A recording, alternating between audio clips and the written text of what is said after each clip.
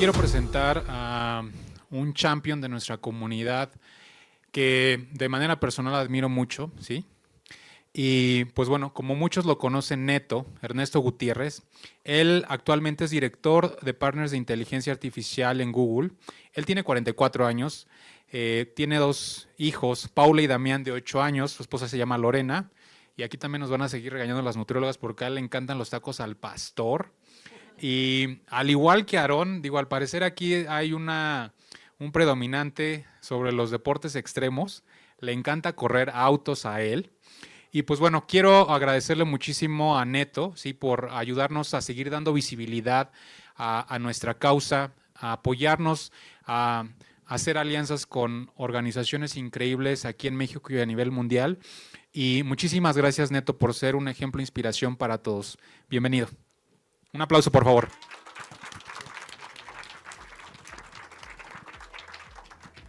Hola, hola. A ver, ya llevamos un ratote aquí sentados. Me imagino que están cansados, ¿cierto? Pesado, ¿no? Pero ya lo vamos a hacer lo más ligerito del mundo. Esta es la última, me parece, ¿sí? Es la última plática. Entonces vamos a hacerlo lo más ligerita posible. Vamos a hacer que no sea tan ceremonioso, tan formal. Vamos a hacerlo más una plática, ya para que sea divertido, ¿les parece? Va. Bueno, em, la idea de esta plática es poderles compartir un poquito, digo, estamos en Google, poderles compartir una presentación que habla sobre la forma en la que Google hace innovación, la forma en la que Google ha hecho este tipo de aplicaciones. Todo el mundo ha escuchado hablar de YouTube, ¿no? ¿Cuántos siguen YouTube? Todos, ¿verdad? ¿Cuál es su YouTuber favorito, por cierto? A ver tú. Las alucines, claro, sí, sí, sí. Uy, súper famosos. A ver, tú, ¿cuál es tu YouTuber favorito? Los polinesios también son súper seguidos. ¿Quién más quiere compartir cuál es su YouTuber favorito? A ver tú.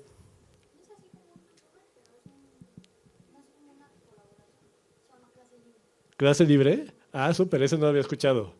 Pero muy bueno, entonces. Sí, entonces, bueno, Google es una empresa que ha innovado desde muchos aspectos, ha creado muchas empresas, ha creado muchas aplicaciones y vamos a platicar un poquito cómo es que una empresa como esta llega a eso. Pero antes, vamos a platicar un poquito primero, de quién es el que está aquí enfrente del micrófono, hablando enfrente de ustedes. Como bien decía Alex, yo soy Ernesto Gutiérrez, todo el mundo me conoce como Neto. Y lo que yo hago es para que sea un poquito más sencillo de entender, porque a veces es medio complicado la terminología que ocupamos en Google. Realmente yo soy responsable de algo llamado ISVs, que nadie sabe qué es, ni yo a veces sé qué es eso. Pero para traducirlo a algo mucho más sencillo, son desarrolladores que han hecho aplicaciones con inteligencia artificial. Entonces yo me encargo de la relación con ellos.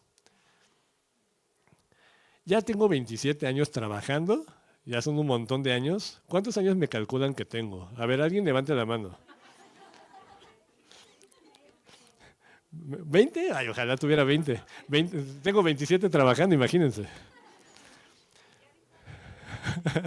Justo, exacto, justo. Quería ver si habían puesto atención. 44. Entonces, tengo 44 años, pero ya llevo 27 años trabajando. Este es mi currículum. No vamos a leerlo porque está súper aburrido. Pero lo que quiero decirles es que he pasado por un montón de empresas y he pasado por todo. O sea, hemos trabajado en empresas muy, muy grandes, otras no tan grandes, unas locales, otras más chicas, unas de publicidad. De hecho, yo empecé en publicidad. Ahorita ya estoy más en la parte de inteligencia artificial, pero yo empecé en la parte de publicidad. Todo esto es lo que ha sucedido a lo largo de mi trabajo. Pero hemos comenzado pasito a pasito. Yo empecé como vendedor de Martí, de las tiendas, si las ubican, ¿no? Bueno, ese fue mi primer trabajo. Y yo era muy feliz porque pues, para mí era mi forma de ganarme mi dinero, ¿no? Entonces, con eso yo tenía mi dinero y me podía comprar mis cosas. Ha pasado el tiempo, ya vieron todos esos 27 años y ahora estamos trabajando en Google y pues, nos ha ido bien, hemos tenido algunos reconocimientos. Entonces, eso es lo que ha ido sucediendo, digamos, a lo largo de este tiempo. Pero no ha sido un camino fácil. Yo, al igual que ustedes, yo también nací con labio paladar hendido. Y yo sé todo lo que han estado platicando ahorita con Norma, los panelistas, con Alex, la verdad ha sido un camino muy duro. Sé lo que implica las 20.000 operaciones, porque aparte, cuando yo nací con esto, el tratamiento no era igual que el de ustedes. Ahorita ya está muy reducido la cantidad de cirugías y está como todo mucho más optimizado. Es más, entre comillas, digo entre comillas más fácil, porque sé que no la están pasando fácil, ya lo han escuchado y lo están viviendo, pero cuando me tocó a mí era todavía más duro. Es más, cuando me tocó a mí no había fundaciones. Entonces no había ni siquiera información. No vayamos tan lejos, no había ni internet como para decir qué es esto. O sea, imagínense a qué grado. O sea, es una locura. Entonces, para mis papás fue muy complicado saber qué hacer. Hoy día, pues alguien se mete a Yahoo, no, se mete a Google y busca, ¿no? Dice, oye, ¿qué es esto? ¿Cómo funciona? ¿Cómo se maneja? Y de esa manera, pues, puedes uno saber información, llegar, saber que existen fundaciones, saber que existen centros de apoyo, y empieza a ser como un poquito más, entre comillas, más fácil el camino, porque sabemos que no lo es, ¿no? Pero sí, ha sido un camino difícil. Por suerte todavía habían fotos a color, pero sí. Entonces, ahí está, ahí estoy con mi papá, estoy con mi mamá y yo tengo 3 hermanas. Entonces, pues igual fue un apoyo de ellos. Hablábamos de la importancia que tienen los papás en todo esto. Ya lo explicaban muy bien y no tiene caso que yo también lo repita, pero coincido mucho y me identifiqué mucho con todos los que han platicado y han levantado la mano para comentar. Ha sido un camino duro, pero no solamente para nosotros, sino también para los papás porque efectivamente estar atravesando la ciudad para llevarlos, lo pesado que es, porque imagínense, lo difícil que es el trabajo del día a día de sus papás y todavía pues tener que estar acompañándolos, lo hacen con todo el cariño del mundo, pero no deja de ser duro, ¿no? Aquí estoy yo en la escuela y efectivamente, 12 años de bullying. Y digo 12 años porque lo que es primaria, secundaria y parte de la prepa también es muy duro. Me tocó vivir mucho lo que decía también Aaron, ¿no? O sea, es el tema del bullying, de las agresiones, o sea, es algo que no está nada, nada fácil, o sea, no es un camino fácil. Qué bueno escuchar que algunos de ustedes no lo están viviendo. Eso me da mucho gusto porque quiere decir que de alguna manera ya empieza a haber un poquito más de conciencia de la sociedad, pero no creo que estemos todavía al grado de poder haber erradicado esto, ¿no? De por sí el bullying existe porque existe y eso es feo, pues obviamente cuando nacemos con esta condición, pues somos foco de atención también para los demás y eso hace que nuestro camino no sea nada fácil. Pero sí, o sea, al igual que ustedes, pues sí, uno va pasando por todas estas situaciones a lo largo de la escuela. Pero pues, la escuela no deja de ser importante, o sea, no por todo eso que estás viviendo vas a dejar la escuela. La escuela es un momento, algo súper importante que uno tiene que seguir para poder cumplir sus sueños, ¿no? Hay una recompensa. A final de cuentas, uno se pone metas, se pone objetivos y sabes que es un camino duro, pero también sabes que ese camino va a terminar pasando, que no va a ser siempre así. Tal vez en este momento pudieran pensar que siempre es así o que siempre va a ser así, pero la realidad es que no. Si la están pasando mal es porque la gente que los rodea no tienen esa madurez emocional, psicológica, no saben cómo tratar no sé, a nuestra comunidad.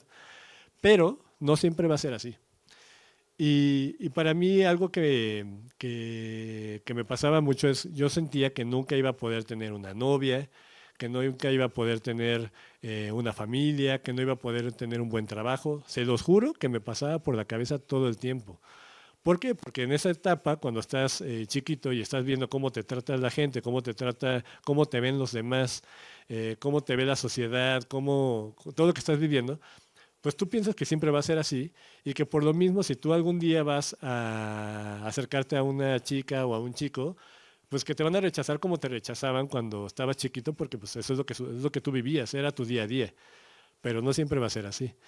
Tú piensas que no vas a poder estar en un trabajo o trabajar en algún lugar que te pudiera interesar, primero porque pues, te alejas y tratas de no hablar con mucha gente, o sea, porque no te gusta a veces cómo te miran, no te gusta cómo te sientes cuando estás hablando. Hay muchas cosas que te pegan internamente.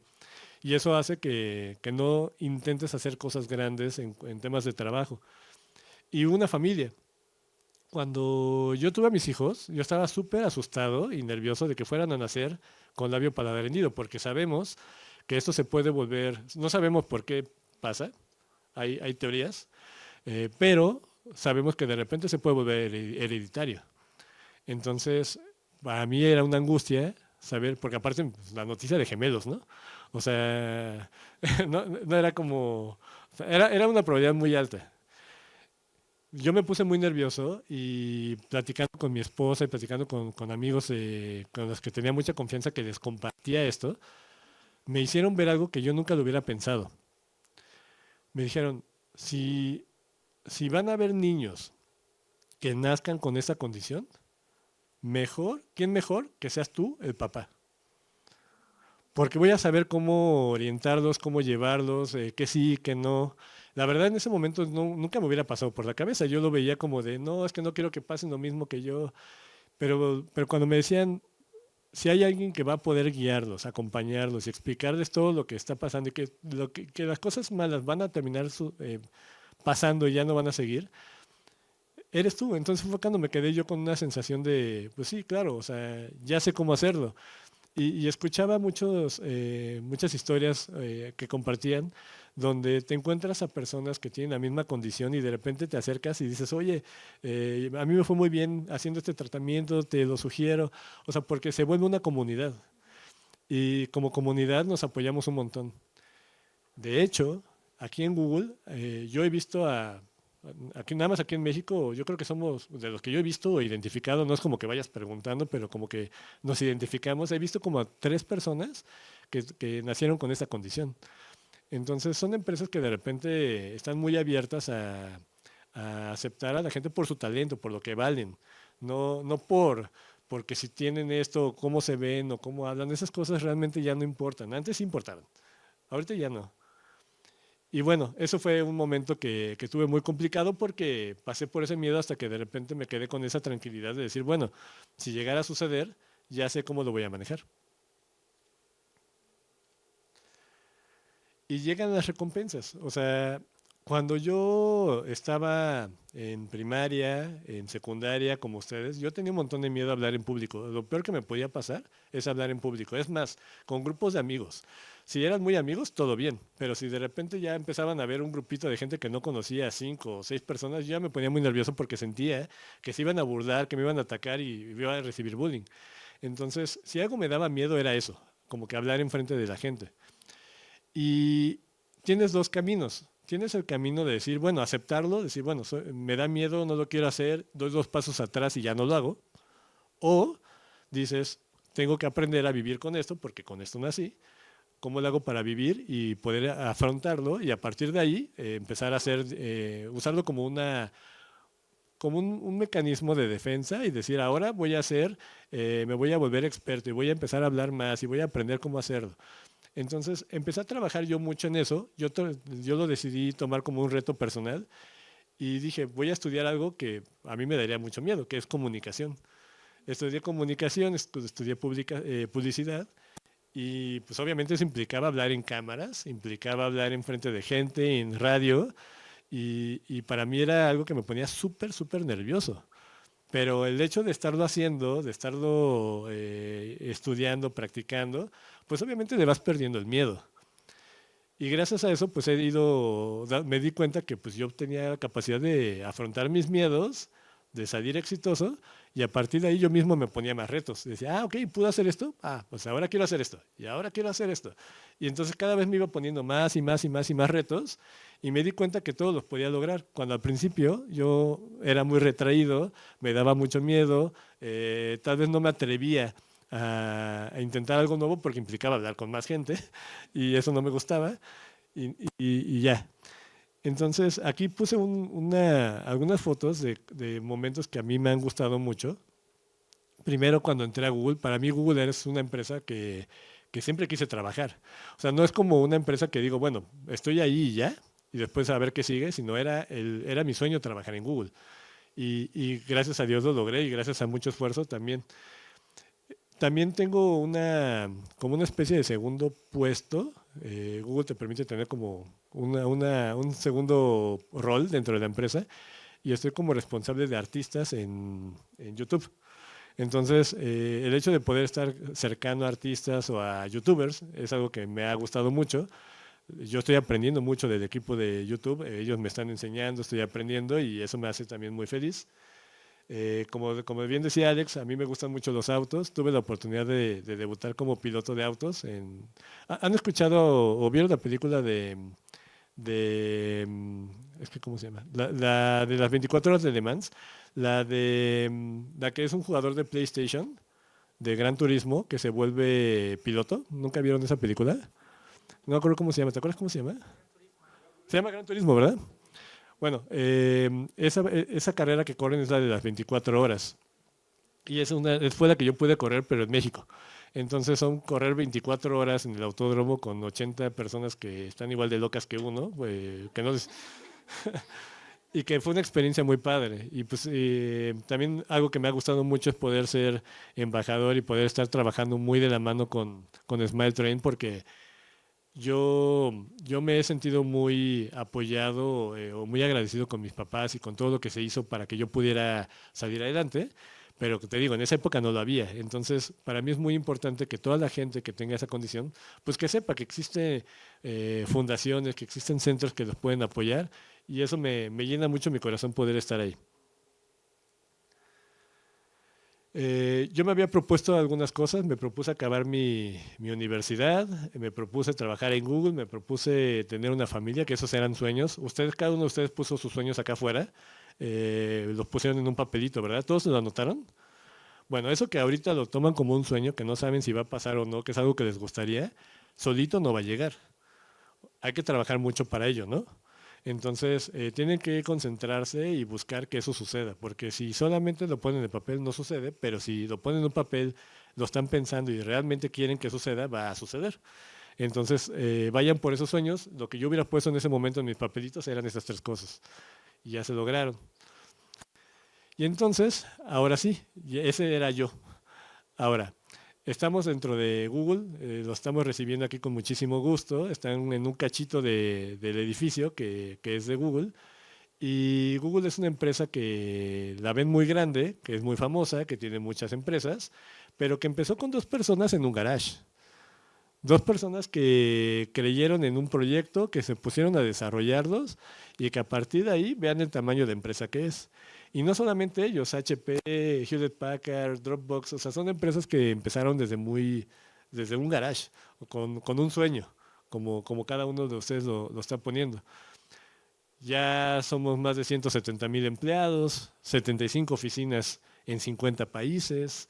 Se genera esa cantidad de dinero, es lo que se genera, es muchísimo dinero, es muchísimo lo que está generando la empresa y tiene un crecimiento más o menos de un 45%. O sea, estamos hablando de una empresa que está creciendo muchísimo y que empezó en un garage. Seguramente han escuchado, porque esto en muchos lados aparece, el objetivo de la empresa es poder organizar toda la información del mundo, pero que todo el mundo pueda acceder a ella. Por ejemplo, Google Maps, los libros, las páginas en los buscadores, los videos en YouTube. La idea es que toda esa información pueda quedar organizada y que esté a disposición de ellas. Esto, digo, no los voy a aburrir con esto, pero son muchas de las empresas, seguramente ubican varias de estas, ¿no?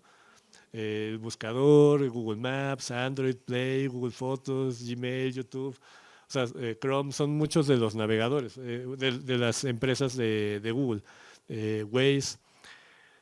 De hecho, la empresa, el holding, o la que es como la empresa de las empresas, se llama Alphabet, porque tiene por lo menos una letra, una empresa de cada letra del abecedario. Entonces, estamos hablando de un grupo muy, muy grande. Todo esto para poder llegar, o la fórmula del secreto de Google es este caminito. No nos va a dar tiempo y los voy a aburrir si nos ponemos a platicar de todo, porque ni siquiera es la idea, pero vamos a hablar de dos cosas.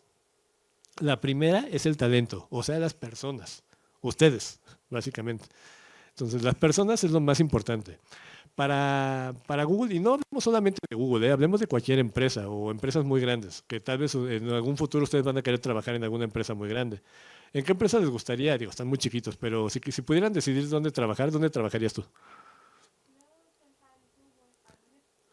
¿También? Súper, pues mira, ya estás aquí adentro, ya estás en un pasito. ¿Qué otra empresa les gustaría? A ver tú. Tú. Tú el que volteamos. ¿También te gustaría Google? Ah, muy bien. ¿De verdad o es porque estamos aquí? Ah, muy bien. ¿Qué otra empresa? ¿Tú? ¿Dónde? Ah, sí, súper. Sí, entonces cada uno va a tener una empresa donde van a querer trabajar en algún futuro. Digo, todos sabemos que nos va a tocar en algún momento trabajar y qué mejor que hacerlo en la empresa que más te guste. Todas esas empresas que tengan en mente van a buscar personas como ustedes y van a buscar este tipo de cosas para que los puedan contratar. Y se los digo porque están muy pequeños todavía para pensar en eso, pero si empiezan a desarrollar esas habilidades, va a ser mucho más fácil que los volteen a ver. Y si las desarrollan desde chiquitos, va a ser mucho mejor. La primera es un concepto que no existe, se llama googliness, y el googliness habla de ser como una persona empática, de ser una buena persona, de ser un buen compañero, un buen empleado, ser buena persona. Ese, he conocido gente que es la mejor persona para entrar a la oficina, a una vacante. Pero si en la entrevista se detecta que no tienen ese googliness, no los van a contratar. Es súper importante, esa parte es súper importante. Entonces, el hecho de que ustedes sean buenas personas y que lo empiecen a desarrollar y que lo mantengan, porque se ve que lo son, pero que sobre todo lo mantengan a pesar de todo lo que están viviendo, porque con lo que están viviendo podrían irse al dark side, ¿no? Se podrían ir al lado malo. Pero si no se van al lado malo, si dicen, bueno, o sea, entienden lo que están viviendo, saben que va a ser algo temporal y se mantienen de esa manera, va a ser algo que va a ser muy positivo para cuando quieran entrar a trabajar en alguna empresa. Y no solo eso, aunque no entren a trabajar, para su día a día. Luego, liderazgo. Es muy importante, siempre buscan gente que tenga la capacidad de poder tomar decisiones, de organizar gente. Para nosotros suele ser difícil eso, porque implica estar hablando con más gente, implica estar hablando con grupos de personas, estar diciendo qué deben de hacer, y a veces eso nos puede ocasionar un poquito pues como de miedo o como que te retraes un poquito. Pero si logran pasar esa barrera, también va a ser algo súper bueno. Conocimientos relacionados, pues obviamente es nada más, es simplemente saber de lo que tienes que hacer, saberlo hacer, y habilidades generales también. Entonces creo que eso se puede aprender más fácil, pero los dos primeros puntos son importantes. Hay empresas que buscan que el lugar sea muy increíble. ¿Qué han escuchado hablar de las oficinas de Google? ¿Qué es lo que han escuchado? ¿Alguna vez han escuchado algo sobre las oficinas? ¿Qué es lo que han escuchado?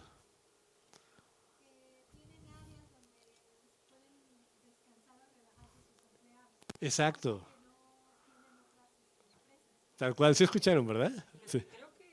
Cada oficina tiene el nombre de una playa de México, ¿no? Sí, ahorita te contesto esa parte, pero sí, la respuesta es sí. Ah, ¿Alguien más? Digo, porque ahorita voy a contestar ese punto, ¿eh? Puedes traer a tu mascota. Sí, puedes traer a tu mascota o a tus hijos. Sí, es lo mismo. Nada, no es cierto.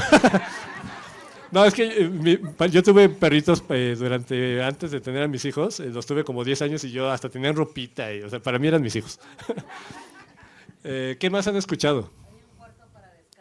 Hay cuarto para descansar, para dormir, muy bien. ¿Alguien más?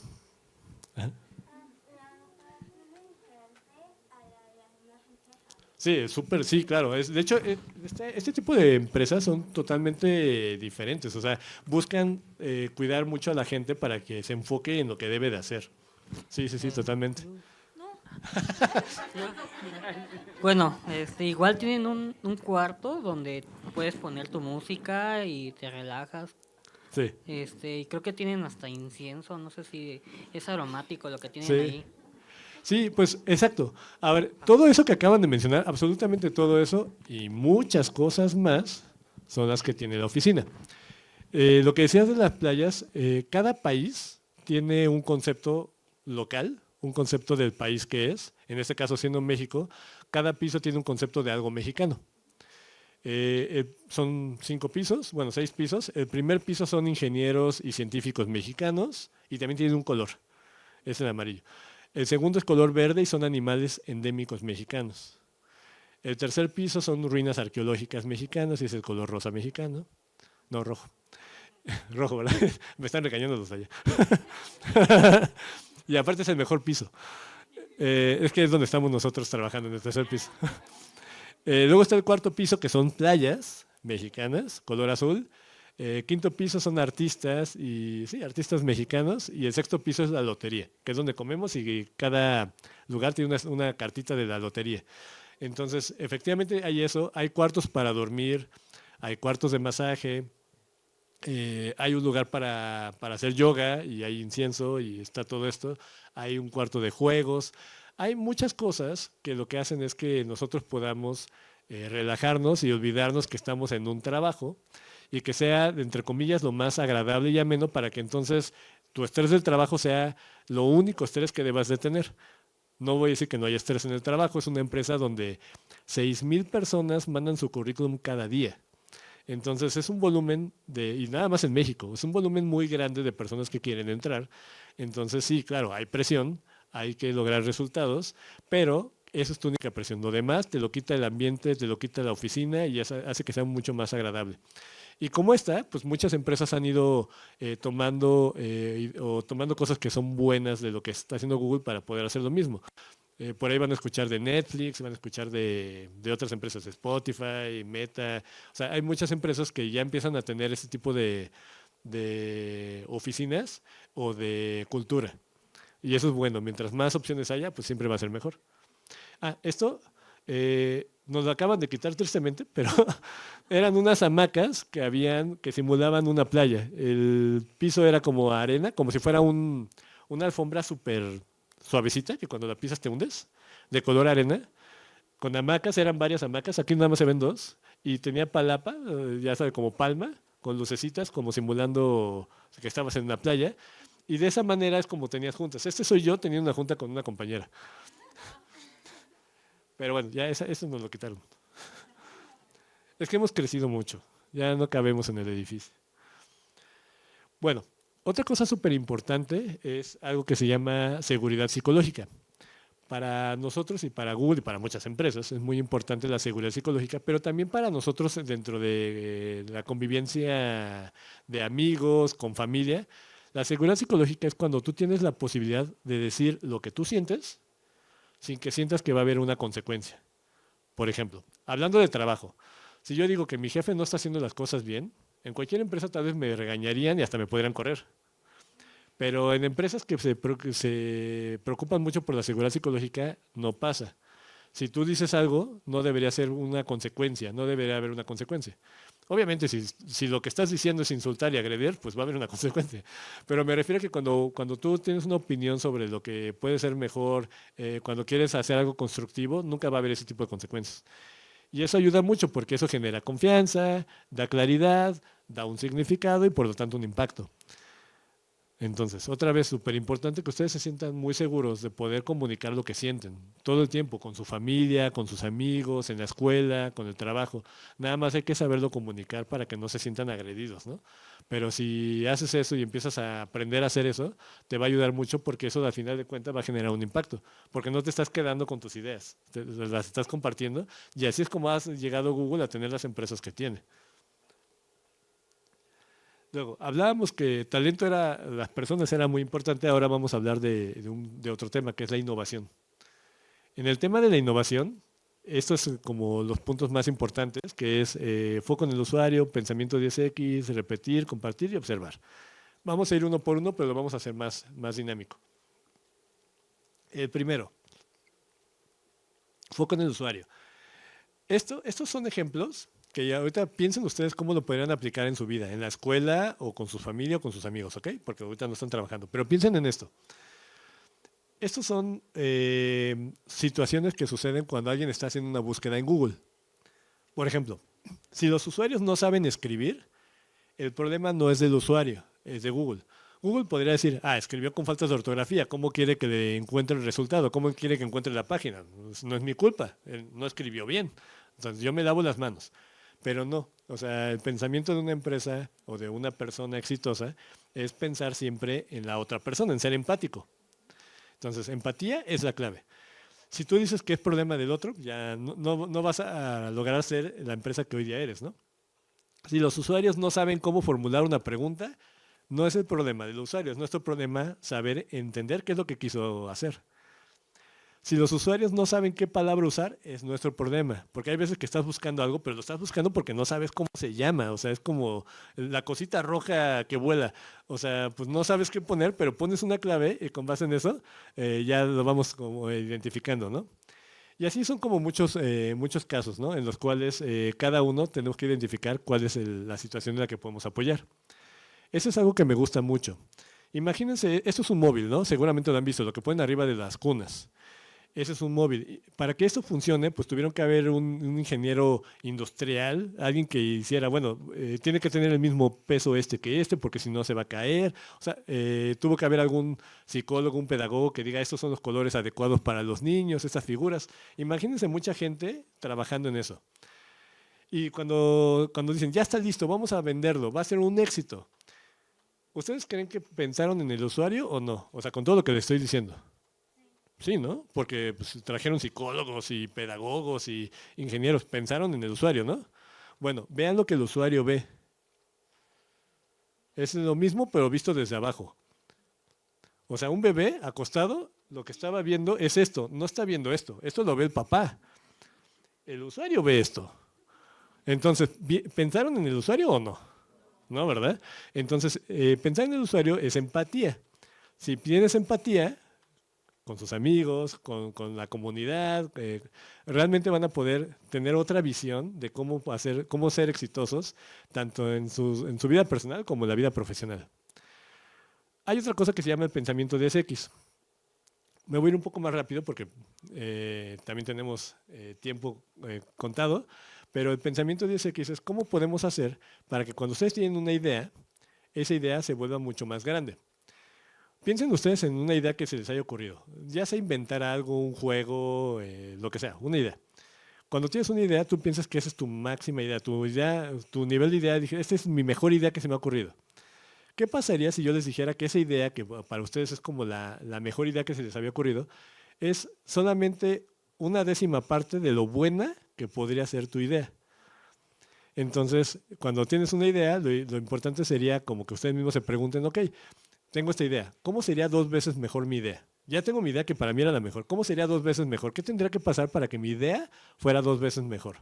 Y ya lo piensas y dices, ok, tendría que pasar esto. Y de repente empiezas, ¿y si fuera 3 veces mejor? 4 veces mejor. Y llegas al 10. Cuando llegas al 10 te vas a dar cuenta que tu idea, que en un inicio sonaba como que era la más grandiosa, te das cuenta que pudo haber sido mucho más grande. Y entonces puedes apostar y tirarle a algo mucho más grande. Y la idea de este pensamiento 10X es que siempre estén pensando en cosas grandes, que no se queden en chiquito, que no digan, voy a hacer este trabajo y ya. No, es este trabajo sí, o sea, me ayuda, es una buena idea porque me va a generar ingresos, pero ya no me va a permitir llegar a ser súper exitoso o cumplir mis sueños. ¿Ok? Eso es, en resumen, digamos, lo que acabamos de decir. El tercer punto es cómo poder lanzar y repetir. ¿Alguna vez han hecho ustedes algún dibujo, no? Me imagino que haces un dibujo y cuando has hecho un dibujo, de repente lo volteas a ver y dices, ay, me faltó ponerle color, me faltó esto, me faltó lo otro. Nunca vas a acabar de mejorarlo, siempre vas a hacer algo mejor. Si estás construyendo algo Lego, igual. Si estás en Minecraft, igual. Siempre vas a pensar que puedes hacerlo mejor. Si no es que alguien te pone un límite de tiempo, nunca acabarías de estarlo mejorando y mejorando. Entonces, la idea de esto es, no esperes a que sea perfecto. Cuando tengas una idea o quieras hacer algo, hazlo. Y ya después, si no te salió como querías, lo mejoras. Lo vuelves a hacer, lo repites. Pero no te quedes esperando que eso sea, digamos, ya lo hiciste y ahí se quedó.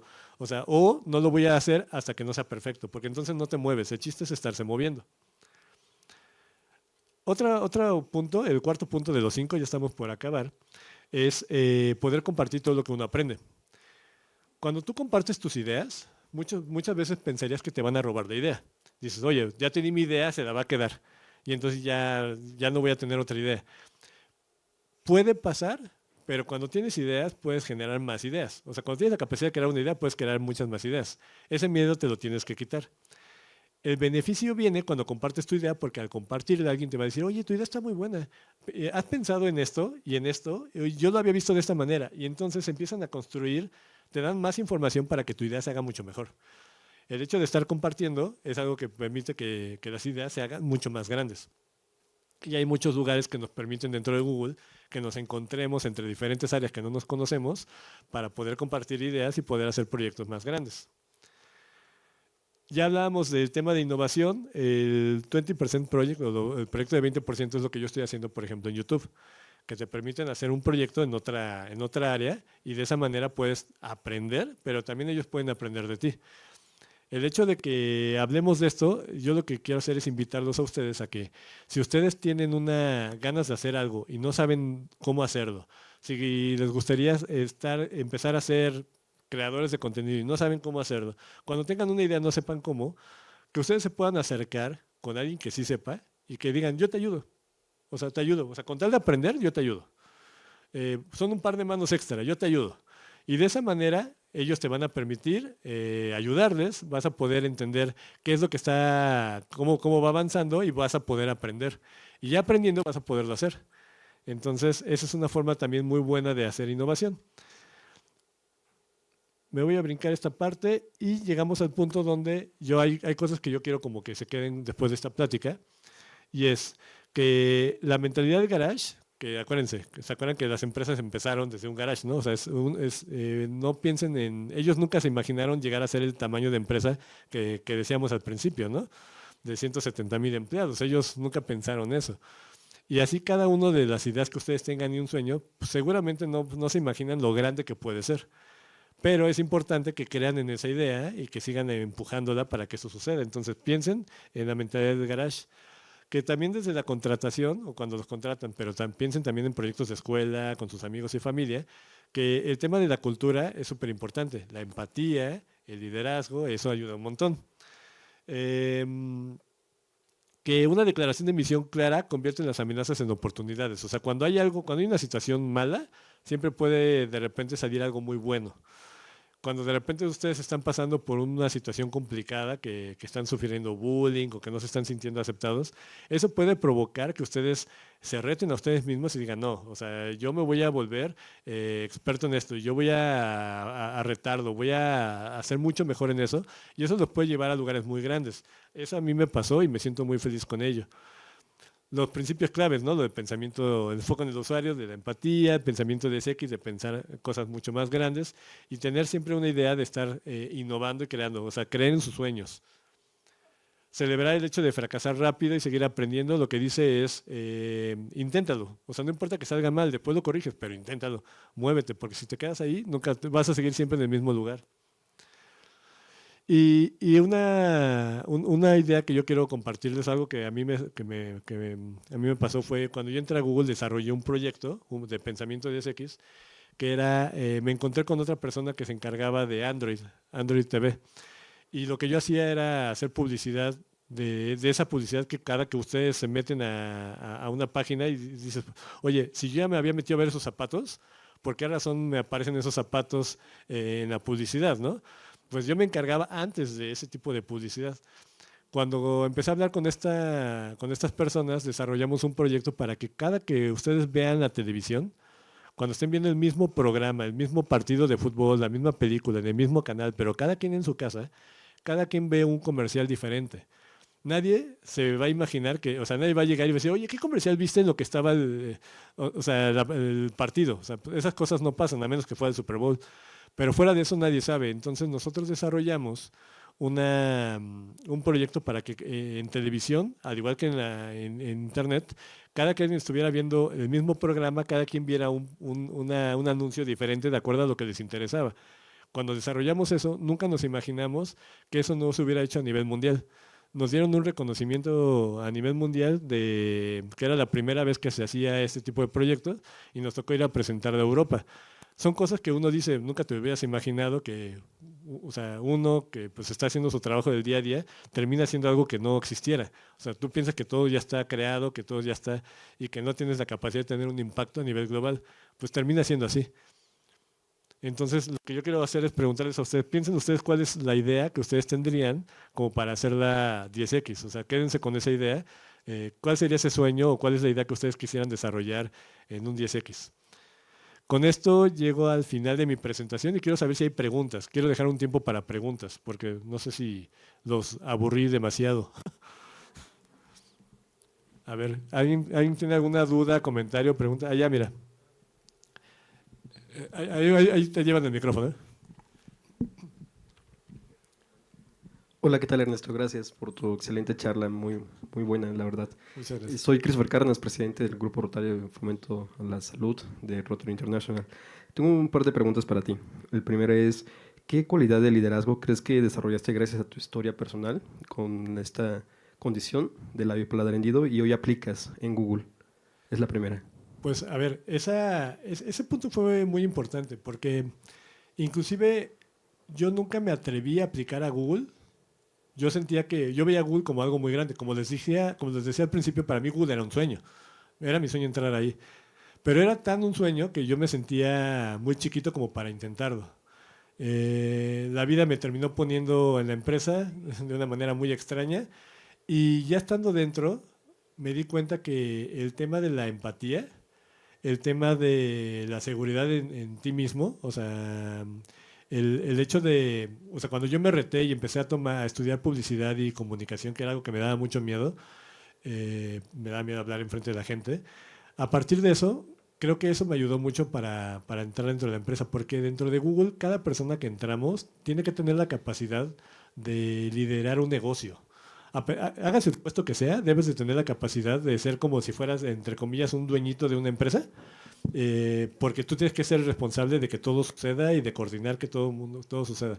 Entonces, para mí el tema de liderazgo, el tema de empatía, es algo que me ayudó muchísimo para esto. Y ya estando dentro de la empresa, desarrollé otro tipo de habilidades, como lo del pensamiento 10X, que para mí lo aplico en mi vida personal.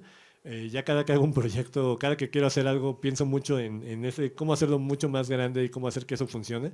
Creo que esas son las dos cosas que resaltaría, pero muchas gracias por la pregunta. Otra, ¿no? Sí, muchas gracias, excelente respuesta. La siguiente, ¿qué tipo de apoyo con tu historia de éxito que nos has compartido, qué tipo de apoyo te hubiese gustado tener de organizaciones globales o de organizaciones filantrópicas que te hubiesen, bueno, esto cuando eras niño, y que te hubiese llevado a esa historia de éxito, o cómo podemos nosotros ofrecérselos a los niños en este momento? Fíjate que cuando estaban en el panel hablando con Norma y estaban mencionando ese tipo de cosas, me cayeron el 20 muchas cosas. Por ejemplo, a mí me hubiera ayudado y me hubiera gustado mucho haber tenido el apoyo psicológico, que hoy día es parte del tratamiento integral, pero en mi caso no lo tuve y me hubiera gustado mucho porque hubiera sabido manejar más el tema del bullying y ese tipo de situaciones. Entonces, ese apoyo me hubiera servido muchísimo, creo que hubiera sido súper bueno.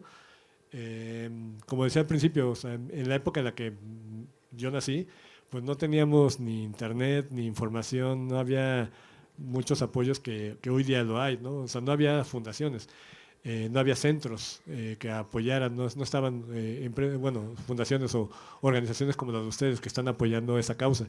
Entonces, creo que eso hubiera sido súper, súper bueno, me hubiera sido muy útil, me da mucho gusto saber que hoy día lo tienen. Aprovecho la pregunta para reforzar mucho que no dejen de hacer sus tratamientos. El tema de la foniatría, el tema de ortodoncia, el tema de las cirugías, nutrición y todo lo que va de la mano, realmente es muy importante. Mientras más lo hagan y lo hagan de buena manera, sin engañarse, como bien decían, mientras mejor lo hagan, ustedes lo van a agradecer mucho de grandes. Yo odiaba ir a todas estas, porque también me tocaba atravesar toda la ciudad para poder llegar y era muy pesado. Ustedes ponían el ejemplo de las paletas de hielo, alguien de ustedes decía las paletas de limón, creo. En mi caso, era con era yogurt con popotes de papel, que obviamente se van remojando y cada vez es más difícil. Entonces, yo lo super odiaba el yogurt, pero gracias a eso, hoy día puedo decir que tengo una conversación o puedo hablar sin que se perciba tanto que nací con ello. Porque sí, realmente mis papás no me dejaban, ¿eh? O sea, hay que ir, y era muy pesado también para ellos. Entonces aprovecho la pregunta como para poder reforzar que cada una de las terapias tiene una importancia y un peso bien grande para lo que va a ser su futuro, para que no lo dejen. Pero gracias por las preguntas, muy buenas. ¿Alguien más tiene alguna otra pregunta? Creo que estamos, ¿no? Súper. No sé si...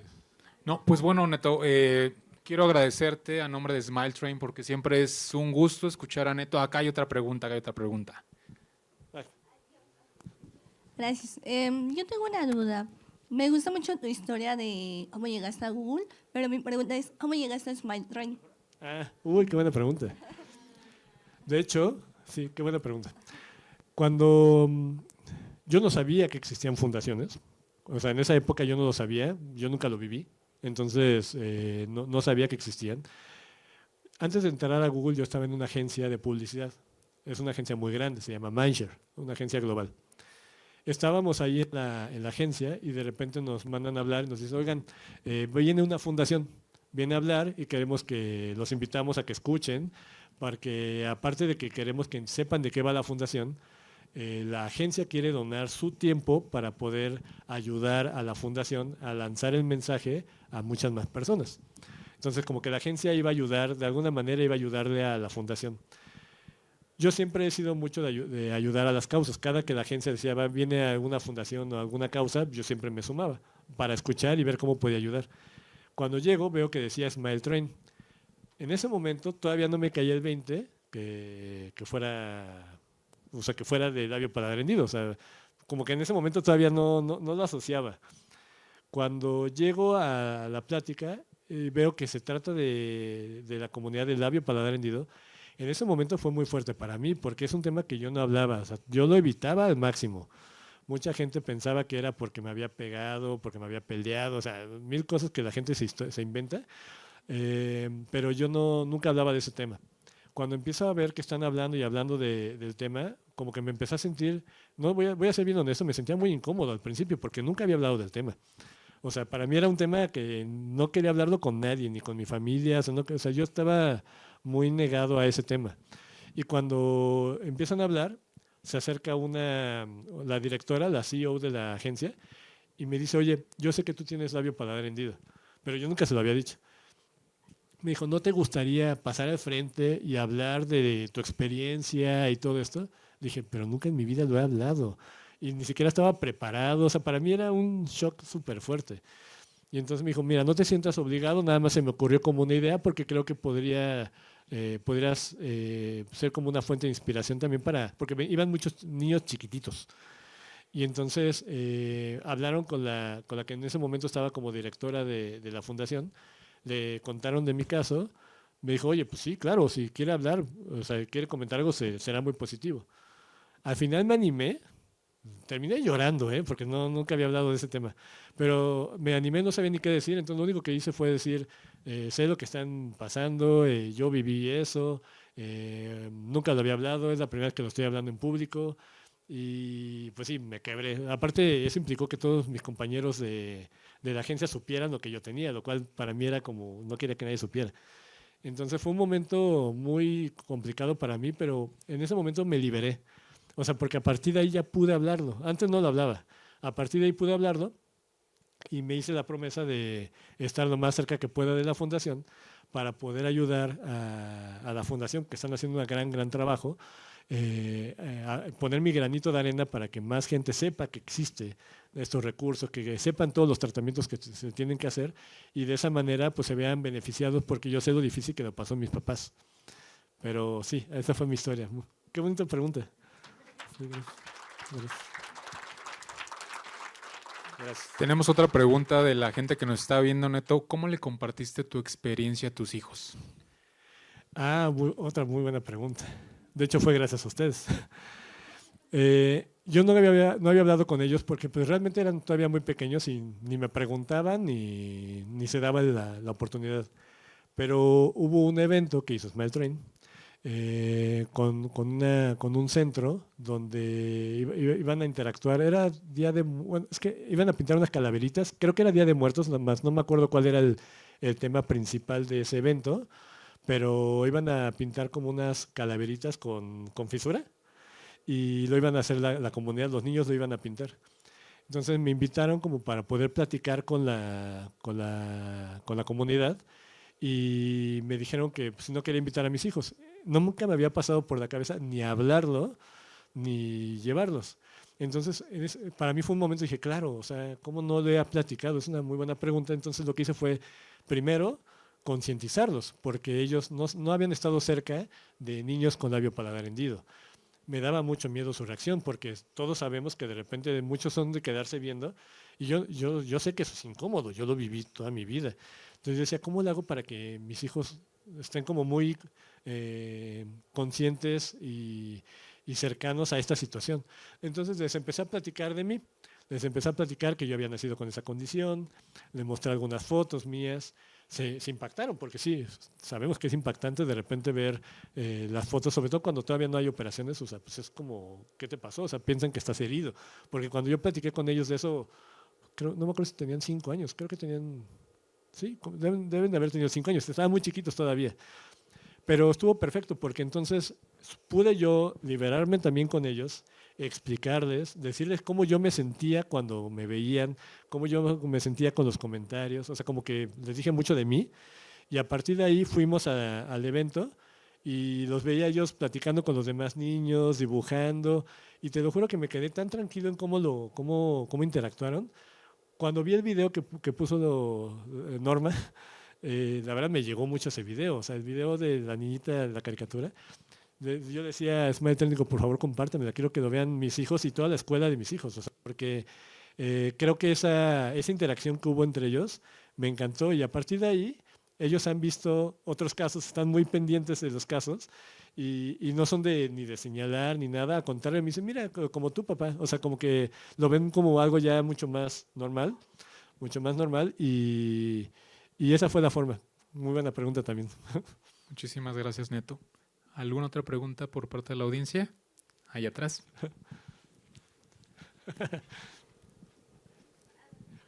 ¿Qué es lo que haces en Google? Dice. Neto, si le pudieras decir algo a una parte o a un tú más joven, ¿qué le dirías? Uy, buena pregunta, porque ya me lo he planteado muchas veces. Creo que no, mejor no. Ah, Sí. gracias.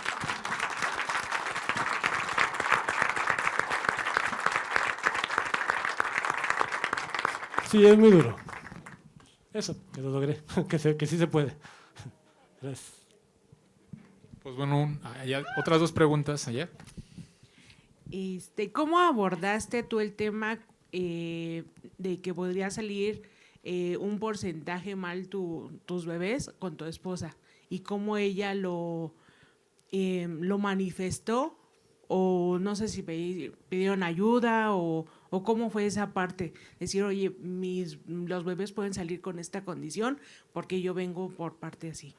Sí, no sabes, cuando yo supe lo pensaba todo el tiempo, pero no se lo decía, como que era un estrés que yo traía, un nervio que yo traía, pero no se lo compartía como para no pegárselo a ella, ¿no? A mi esposa. Pero ya cada vez era más fuerte, más fuerte, más fuerte, me daba más vueltas en la cabeza. Y yo decía, tengo que hablarlo con el ginecólogo para poder expresar mi duda y ver si se puede hacer algo, porque por mucho que he estado muy cercano a la fundación, todavía hay cosas que de repente a veces tengo mis dudas, o sea, como que no sé yo cómo, no es como que domine todo, ¿no? Y tenía la duda, ¿no? De si de repente es algo que se podía, sabía que no, pero tenía la duda de si se podía prevenir o no, no sé. Entonces terminé hablándolo con mi esposa y mi esposa me dijo, llevo el mismo tiempo que tú dándole vueltas a la cabeza y no sabía cómo hablarlo contigo. Entonces fue como, claro, sabíamos que era algo que podía pasar, o sea, sí era algo que lo sabíamos, lo platicamos. mucho de que yo me haya quedado con ella es que ella nunca le importó la condición con la que yo había nacido. O sea, como que nunca fue un tema de señalarlo o de, no sé, o sea, como que nunca le dio importancia, en el buen sentido nunca le dio importancia. O sea, como que no es que lo trajera todo el tiempo es más, cuando empezamos a andar ni siquiera lo mencionaba. Y se me hacía muy raro que no me preguntara, porque cuando yo anduve con una chica antes, siempre era la primera pregunta y eran muchas preguntas sobre eso. Era muy importante para ella. En el caso de mi esposa, no.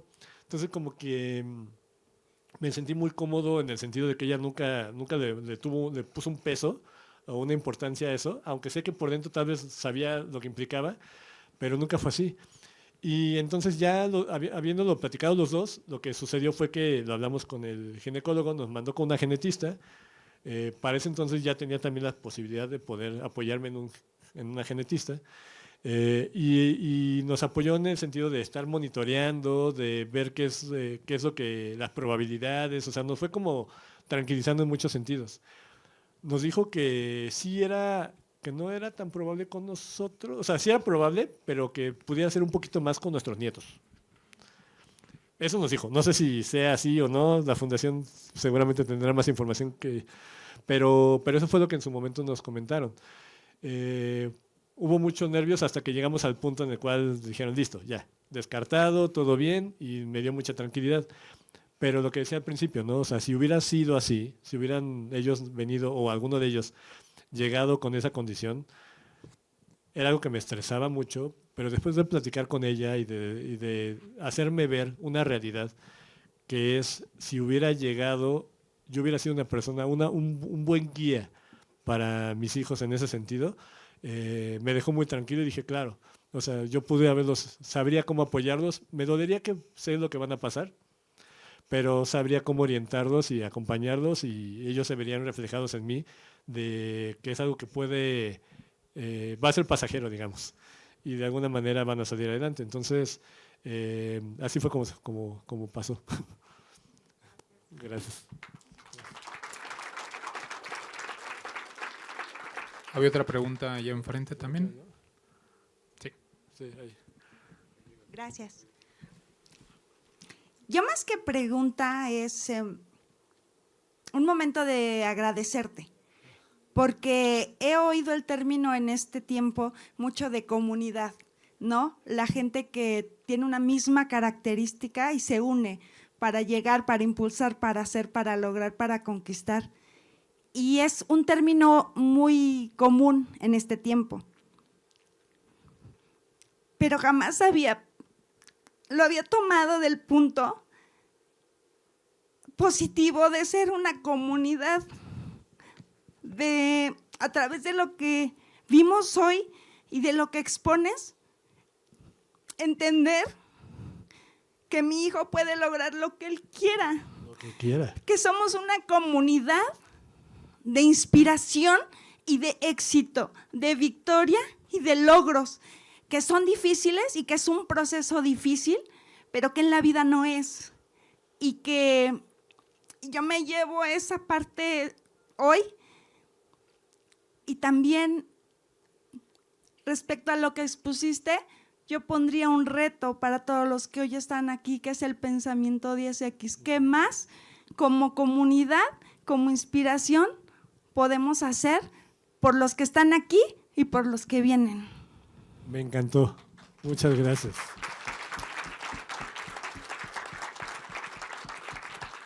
Creo que lo dijiste perfecto. O sea, a final de cuentas, una comunidad busca eso, ¿no? Vayámonos un poquito para atrás. O sea, cuando uno estudia la universidad la estudia y lo que aprende uno no necesariamente es lo que necesita saber para trabajar. Te da muchas herramientas, no estoy diciendo para nada, de hecho es algo importante, pero te da más herramientas de lo que realmente aprendes. O sea, porque lo que aprendes lo aprendes en el trabajo. La universidad, aparte de las herramientas, te da un networking, una conexión con más personas. Esas conexiones es también una comunidad. El hecho de que la comunidad se apoye para poder decir, ok, o sea, sí hay forma de salir adelante, sí hay forma de apoyarse, por ejemplo, esa vez que hablaba de la vez que conocí por primera vez a la fundación, eran puros niños muy chiquitos. Acabando la plática, se acercaron conmigo y me dijeron, oye, ¿me puedo tomar una foto contigo? Lo cual para mí era rarísimo. O sea, era como de, ok, pero en ese momento era como de, ¿por? O sea, como que porque pues me sentía como... Y cuando escuchaba el por qué, o sea, no es que yo se lo preguntara, pero cuando decían a los niños, decían, mira, tú decías que se te iba a notar mucho la cirugía o la cicatriz. Dice, pero fíjate, o sea, si te dejas el bigote y la barba, en caso de los niños, ¿no? Si te dejas, no se va a notar tanto. O fíjate, si vas a la terapia de lenguaje, puedes llegar a hablar sin que se note tanto lo que tienes. Sigue yendo a la terapia. Y entonces como que me empezaron en ese momento me ponían a mí como una referencia y para mí fue de wow, o sea, como que no me pasaba por la cabeza eso. Entonces, una comunidad puede servir para eso, o sea, como para decir, oye, como bien lo decías, o sea, hay formas de salir adelante, hay formas o sea, de lograr estas cosas, porque tal vez en algún momento, con todo lo que uno va viviendo de chiquito, o sea, la verdad es que ves todo muy gris, o sea, no lo ves de colores. Entonces, el hecho de decir, va a haber color después, y verlo reflejado es cuando dices, sí se puede, o sea, es algo que se puede. La comunidad puede servir para eso, puede servir para apoyarse, para inspirarse, para en un futuro, para ayudarse inclusive laboralmente, o sea, pues es una comunidad, o sea, para lo que se necesite, ¿no? Pero muchas gracias, muy bonito comentario. Pues bueno, Neto, creo que no hubo mejor forma de poder cerrar esta intervención tuya. Muchísimas gracias.